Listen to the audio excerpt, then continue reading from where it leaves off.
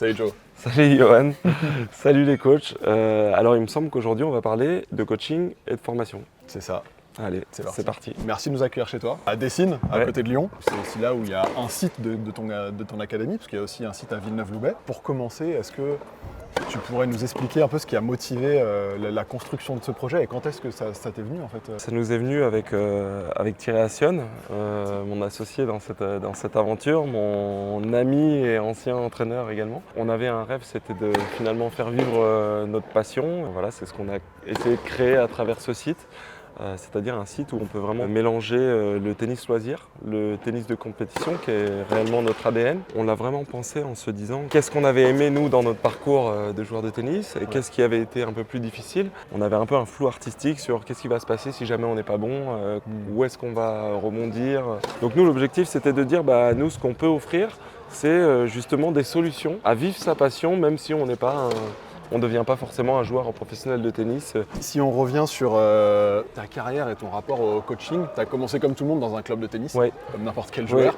Tu te rappelles de tes premiers coachs, j'imagine? Alors je me rappelle de mes premiers coachs, ils étaient tous là sur mon dernier match à la fin à Roland-Garros quand j'ai arrêté, parce que j'ai invité tous mes coachs depuis l'âge de 7 ans, parce que j'ai commencé le tennis à 7 ans. Ils t'ont marqué comment? Tu as des petits exemples un peu de... Ils m'ont marqué surtout sur le côté humain.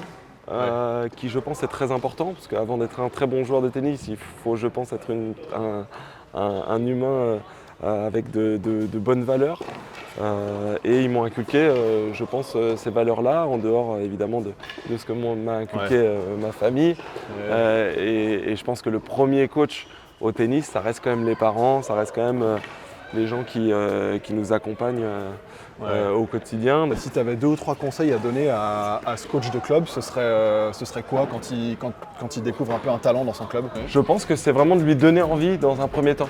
Parce que je pense que l'envie est toujours moteur. Quand on a envie de revenir à un endroit, c'est quand même plus facile de progresser, de s'investir. Quand on est content d'aller à un entraînement de tennis parce qu'on va retrouver un coach qui est sympa, parce qu'on va retrouver un coach avec qui on passe des bons moments. C'est quand même plus facile finalement d'y revenir au quotidien et le tennis ça reste quelque chose d'assez long et donc avoir envie c'est quand même un gros moteur au départ. Après la partie club du coup tu as intégré la Fédé Poitiers? Tu es allé au pôle de Poitiers. Qu'est-ce que t'ont apporté ces coachs? Alors après ça s'est professionnalisé puisque avant je m'entraînais on va dire 3 heures par semaine.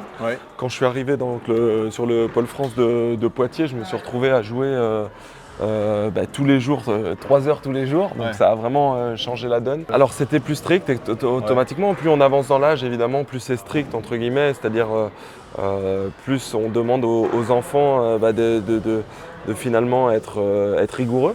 Donc évidemment on a passé un cap en termes de professionnalisme et c'est vrai que ça m'a fait faire énormément de progrès. Sur mes années de 13 à 16 ans, j'ai fait énormément de progrès. Il y a des situations de coaching qui t'ont marqué dans ta carrière? Oui, ça m'est arrivé déjà plusieurs fois et bizarrement, c'était souvent sur les discours les plus simples. Moi, c'était surtout quand on me demandait d'être dans l'esprit de. J'ai donné un exemple, par exemple pour le shop, on m'a donné un conseil, on m'a dit au lieu de couper la balle horizontalement, essaye de penser que tu veux toujours la couper de façon perpendiculaire. De ça découlait le fait que je tourne vraiment les épaules pour pouvoir justement la prendre comme ça au lieu de la prendre comme ça. Alors moi je crois que c'est assez universel le message simple, puisque je le vois ici à l'académie. Quand j'arrive et que je viens discuter avec un jeune de sa volée, de son coup droit, je me rends compte qu'en fait c'est toujours à travers des mots simples et finalement un état d'esprit qu'on change les choses. C'est pas, par exemple, souvent on leur dit mets plus d'intensité.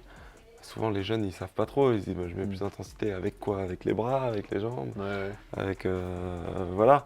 Et en fait ce qu'il faut leur expliquer des fois, c'est avec un mot simple, des fois c'est juste je veux que tu frappes fort sur chaque frappe.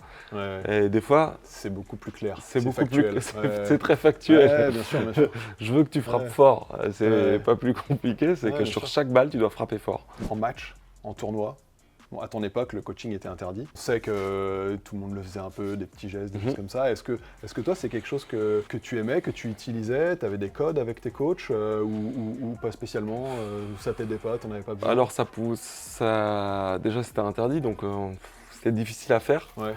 Après, évidemment, on avait de temps en temps des petits codes. Souvent des codes plus techniques, parce que des fois dans un match, à faire les choses au quotidien, des fois on oublie certaines choses, où on se dit tiens ça n'a pas marché, mais on a du mal à avoir le recul suffisant pour se dire pourquoi ça n'a pas marché. Donc ça peut arriver que le coach soit là, mais justement l'objectif de l'entraînement, c'est justement pour qu'en match, on n'ait pas à faire appel à qui que ce soit, parce qu'on doit être autonome, on doit savoir exactement ce qui s'est passé et pourquoi on a raté, et être capable de corriger soi-même en fait ces erreurs. Ouais. Ça a changé, cette règle? Maintenant, Oui, ça a changé. on a globalement, les coachs ont le droit de discuter, de se lever. Quand on est proche du cours, on le voit à Bercy notamment, où les coachs sont très proches du cours. Ouais. T'en penses quoi? C'est quelque chose que tu aurais aimé avoir? Oui, moi je trouve ça très bien. Je trouve que ça amène déjà quelque chose au jeu. Ouais. Je trouve que... Salut, ça va bien? Ça peut pas mieux tomber. Trop bien. Tu vas bien? Ça va et toi? Ouais, moi je trouve ça très bien. Je trouve que ça amène quelque chose au jeu. Ça amène un scénario au jeu aussi. Ouais. Je trouve ça sympa pour les gens qui regardent. Voilà. Après, je reste persuadé que c'est le joueur finalement qui joue et qu'à un moment donné, quand tu dois jouer pour gagner Roland Garros, ta balle de match, le coach il peut plus rien faire pour toi. Bien sûr, bien sûr. Et en vérité, justement, on en revient à cette histoire d'autonomie où c'est à toi de prendre des décisions. Et c'est très important de développer ça chez les jeunes parce que c'est ce qui fait la différence à la fin. Quels seraient tes conseils sur un coach qui, voilà, il a un joueur qui se blesse? Comment peut intervenir le coach ici de la meilleure manière en soutien joueur? Moi, je pense que c'est évidemment de soutenir le joueur, c'est de lui dire qu'il est plus important des fois de s'arrêter au moment où on a un peu mal, plutôt qu'attendre qu'il y ait des vrais dégâts structurels sur les articulations. Il y a des joueurs qui ont arrêté leur carrière parce que ils ont pris à la légère une petite blessure. J'ai vécu beaucoup de blessures. Je pense que c'est aussi dire aux jeunes que ça fait partie de leur métier, ça fait partie du jeu, entre guillemets, que quoi qu'il arrive, ils vont traverser ce genre de choses. Le but, c'est de le traverser le moins souvent possible, voire pas du tout, évidemment, mais que ça peut arriver et que dans ces moments-là, il faut prendre son mal en patience. Et puis quand on ne peut pas jouer, on regarde du tennis, on s'intéresse, on regarde des motions de coups de tennis, on se donne envie. Et comme ça, quand on revient, on a vraiment envie. Voilà. C'est bon ça, super. Merci beaucoup Joe. Je t'en prie, avec plaisir. Et puis bonne continuation dans le projet, puis on est là pour t'accompagner de toute façon. Allez, ça roule. Merci. Salut.